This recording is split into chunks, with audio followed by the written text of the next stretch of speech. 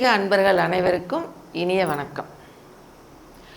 ஐயப்பன் புலிப்பால் கொண்டு வருவதற்காக கிளம்பினான் என்று பார்த்தோம். ஈஸ்வரனே வைத்தியராக வந்து புலிப்பால் கொண்டு வர வேண்டும் என்று சொன்னதாகவும் ஒரு கதை இருக்கிறது. ஆனால் பொதுவாக கூறப்படுவது ராணி தலைவலி என்பது போல் நடிப்பதாகவும், மந்திரியின் துர்போதனையால் வைத்தியன்தான் புலிப்பால் கொண்டு வர வேண்டும் என்று சொன்னதாகவும் ஒரு அடிப்படையான கதை இருக்கிறது. மந்திரி தன்னுடைய மதிப்பும் மரியாதையும் குறைந்து கொண்டே வருகிறது, எனவே ஐயப்பனை இங்கிருந்து விரட்ட வேண்டும் என்று ராணிக்கு துர்போதனைகள் செய்கிறான்.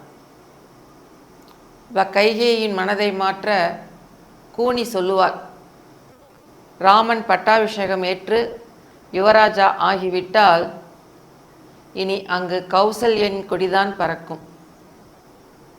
சுபத்ரா அவள் என்ன சொல்கிறாளோ அதற்கு ஏற்றபடிதான் நடப்பாள். ராமன் அதிகாரத்தில் நீயும் உன் மகன் அடிமைகள் போல் வாழ வேண்டியிருக்கும்.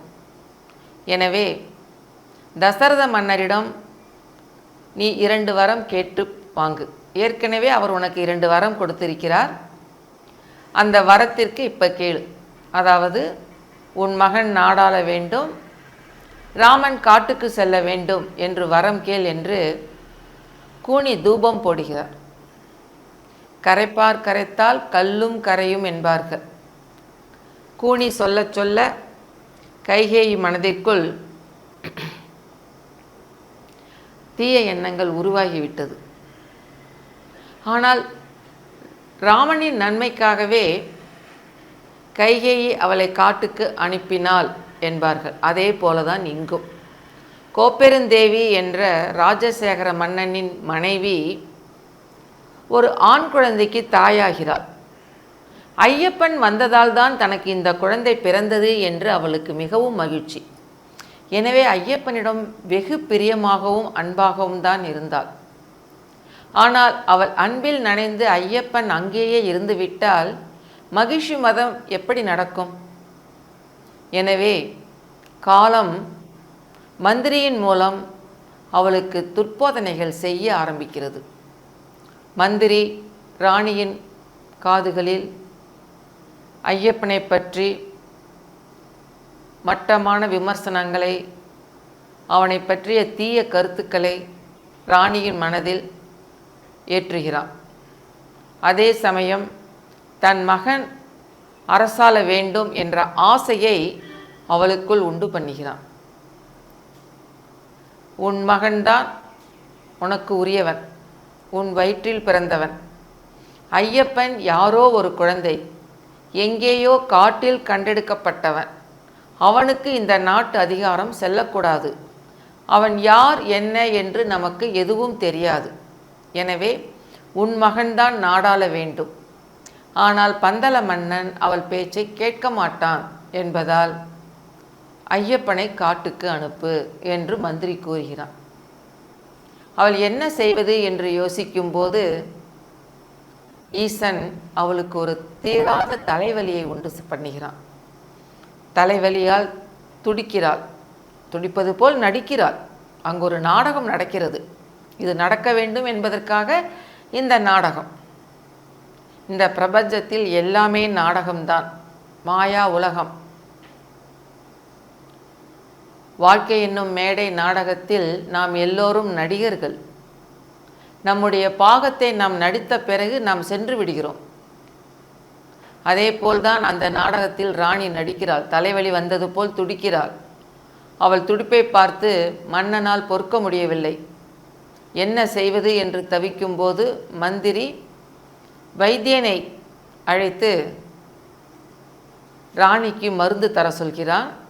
வைத்தியன் மந்திரியினுடைய ஆள். எனவே வைத்தியன் ராணியின் தலைவலியை சோதித்துவிட்டு, இது ஒரு புது விதமான தலைவலி, எனவே இதற்கு புலிப்பால் கொண்டு வந்து தலையில் தேய்த்து வைத்தியம் செய்ய வேண்டும் எனும்போது, புலிப்பால் யார் கொண்டு வருவது? முதலில் புலியை பிடிப்பது யார்? புலி என்ற பெயரை கேட்டாலே நாம் நடுங்குவோம். எனும்போது புலிப்பால் கொண்டு வர வேண்டும் என்பது யாரால் முடிந்த விஷயம் எனும்போது மந்திரி சொல்கிறார், சகலகலா வல்லவன் ஐயப்பன் இருக்கும்போது உங்களுக்கு என்ன கவலை, ஐயப்பனையே காட்டுக்கு அனுப்புங்கள் எனும்போது தந்தை உள்ளம் சிறிது தயங்குகிறது. ஐயப்பன் சிறு குழந்தை, 12 வயது நிரம்பிய பாலகன். அவனை காட்டிற்கு அனுப்புவதா? அவன் புலிப்பாலை பிடிக்கச் சென்று அவனுக்கு ஏதானும் ஆபத்து நேரிட்டு விட்டால் தான் என்ன செய்வோம் என்று கலங்கும்போது ஐயப்பன் கூறுகிறான், அப்பா நான் சென்று வருகிறேன். என்னுடைய வருகையே இதற்காகத்தான். எனவே தாயாருக்கு இதை கூட நான் செய்யவில்லை என்றால் மகனின் கடமையை நான் செய்ய முடியாதவனாகி விடுவேன். எனவே நான் காட்டிற்கு செல்கிறேன் என்கிறார். ராஜாவும் அரை மனதுடன் மகனை அனுப்புகிறார். மகன் செல்லும்போது அவருக்கு பாதுகாப்பாக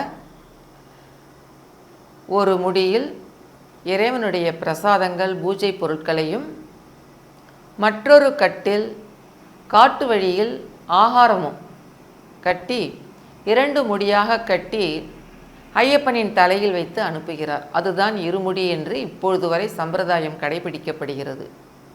அதில் ஒரு முடி இறைவனுக்கு உண்டான பூஜை பொருட்கள், 2 கண் உள்ள தேங்காயில் நெய் ஊற்றி மூடி அது மற்ற பூஜை பொருள்கள், மற்றொரு முடியில் தேவையான உணவுப் பொருட்கள், அதாவது ஐயப்ப விரத காலத்தில் உண்ண வேண்டிய உணவுகள் அதில் இருக்கும். காலப்போக்கில் பல மாறுதல்கள் ஏற்பட்டுவிட்டது என்றாலும் சம்பிரதாயம் என்பது அதுதான். அந்த 2 முடி கட்டுகளுடன் ஐயப்பன் கானகத்திற்கு வருகிறான். அங்கு யார் காத்து கொண்டிருக்கிறார்கள்? ஒரு புறம் மகிஷி, மறுபுறம் அவளால் கொடுமைப்படுத்தப்பட்ட தேவர்கள், முனிவர்கள், ரிஷிகள் அனைவரும் ஐயப்பனுக்காக காத்து கொண்டிருக்கிறார்கள். கானகத்தின் வழியாக வருகிறார். மேற்கு தொடர்ச்சி மலையினுடைய மலைப்பகுதி அது எவ்வளவு அடர்த்தியாக இருக்கும் என்பது நமக்கு தெரியும். அங்கு ஒரு இடத்தில் அனைவரும் ஐயப்பனை சந்திக்கிறார்கள். தன்னுடைய பலம் என்பது பிறர் மூலம்தான் தெரிய வரும் என்பார்கள். ஆஞ்சநேயருக்கே ஜாம்பவான் சொல்லித்தான் அவருடைய பலமே தெரிந்தது. கடலை எப்படி தாண்டுவோம் என கலங்கி நிற்கும்போது ஜாம்பவான் சொல்கிறார், அனுமா நீ ராம பக்தன், உன்னால் முடியாத விஷயம் எதுவும் இல்லை, ராமா என்று சொல்லி நீ தாண்டு, கடலை தாண்டி விடுவாய் என்கிறார். அதே போல் அவர் ஆஞ்சநேயர் ராமா என்று 2 கை கூப்பும்போது விஸ்வரூபம் எடுக்கிறார். ஆகாயத்தை பிளாவி நின்று கடலை தாண்டி விடுகிறார். இறை நாமம் நம்மை யாரென்று உணர்த்தும், நமக்குள் அசாத்தியமான பலத்தையும் சக்தியையும் தந்துவிடும். அதைத்தான் ஐயப்பனுக்கு ஊட்டுகிறார்கள் தேவர்களும் முனிவர்களும் மும்மூர்த்திகளும். அங்கு ஒரு ரத்தன சிம்மாசனத்தில் அவரை அமர்த்தி அவர் யார், அவர் மகிழ்ச்சியை என்ன செய்ய வேண்டும், எதற்காக இந்த அவதாரம் என்பதையெல்லாம் எடுத்து அவருக்கு கூறுகிறார்கள். இறைவனை அமர்த்தி அலங்கரித்து அரச சிம்மாசனத்தில் அமர்த்தி அழகு பார்த்த அந்த இடம் பொன்னம்பலமேடு என்று அழைக்கப்படுகிறது. ஐயப்பன் சென்ற அந்த மலை காந்தமலை என்றும் அழைக்கப்படுகிறது தற்போது. அது தட்சிண கைலாயம் என்று சொல்வார்கள், பூமியில் உள்ள கைலாயம். கைலாயம் என்பது ஈசன் இருக்கும் இடம், பனிபடர்ந்த மலை சிகரத்திற்கு அப்பால். அதை நாம் காண முடியாது என்பார்கள். ஆனால் தட்சிண கைலாயம் என்பது பூமியில் உள்ளது. திருவையாறில் கைலாய காட்சியை காமித்தார் ஈசன். அதேபோல் இந்த காந்தமலை தட்சிண கைலாயம் என்று அழைக்கப்படுகிறது. ஈசன் தலையிலிருந்து கிளம்பி வந்த கங்கை நதி இங்கு பம்பா நதியாக பாய்கிறது. அதை தட்சிண கங்கை என்று சொல்வார்கள். அந்த இடத்தில் ஐயப்பனை அமர்த்தி அவர் யார், இதற்காக இந்த பூமிக்கு வந்துள்ளார், மகிழ்ச்சியை வதம் செய்ய வேண்டும் என்பதை பற்றியெல்லாம் அவருக்கு எடுத்து கூறுகிறார். அப்போது மகிழ்ச்சி தன்னை அழிக்க ஒருவன் வந்துவிட்டான் என்ற செய்தி அவளுக்கும் தெரிவிக்கப்படுகிறது. அவள் கேட்ட வரம் என்ன? ஹரிஹர புத்திரன். 12 வயது வரை பிரம்மச்சாரியாக இருப்பவன். அவன் வந்து விட்டான். யாரவன் என்னை அழிக்க வந்தது என்று ஆங்காரத்தோடு கூக்குரலிட்டபடி மகிஷி ஐயப்பனின் முன் வந்து நிற்கிறாள். அவளையும் கருணையோடு நோக்குகிறான் ஐயப்பன். அதை பற்றி அடுத்து பார்க்கலாம்.